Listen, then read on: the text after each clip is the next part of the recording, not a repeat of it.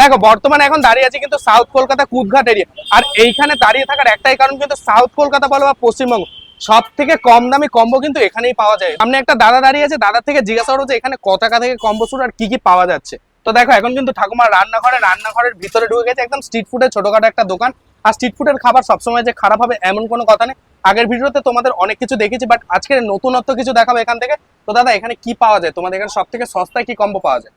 রুটি আর চিকেন কষার কম্বো 50 টাকা বাট, কিন্তু এখন ওটা পাওয়া যাচ্ছে না। এখন ভেজ চাউ চিলি চিকেনের কম্বো থাকে, ওটার দাম কত? ওটার দাম 80 টাকা। 80 টাকা? 2 পিস চিলি চিকেন থাকে ওর সঙ্গে। আচ্ছা। ভেজ রাইস এবং ভেজ মানে চিলি চিকেনের 2 পিস ওটার কম্বো আছে, ওটাও 80 টাকা।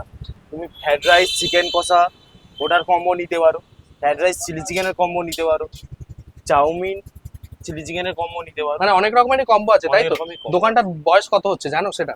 না ওটাটা আমি ঠিক বলতে পারছি না। আচ্ছা, তুমি এখানে কাজ করো তাই তো? একদম। মানে এখানকার ওনার আলাদা, দাদা এখানে কাজ করে। দোকানটার বয়স আগের বার যতটা জেনেছিলাম আনুমানিক 6 থেকে 7 মাস এরকম কিছু একটা। বাট এখানকার দোকান কিন্তু অনেক আগেকার, কারণ এখানে সকালবেলা ভাতের হোটেল থাকে।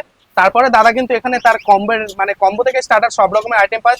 ক টাকা থেকে আইটেম শুরু? তোমার এখানে দেখলাম 15 টাকায় চিকেন পকোড়া পাওয়া যাচ্ছে। হ্যাঁ। মানে 15 টাকা থেকে শুরু তাই তো? 15 টাকা থেকে মানে এখান থেকে 15 টাকা থেকে স্টার্টার শুরু, যেটা রয়েছে কিন্তু চিকেন পকোড়া তাই তো?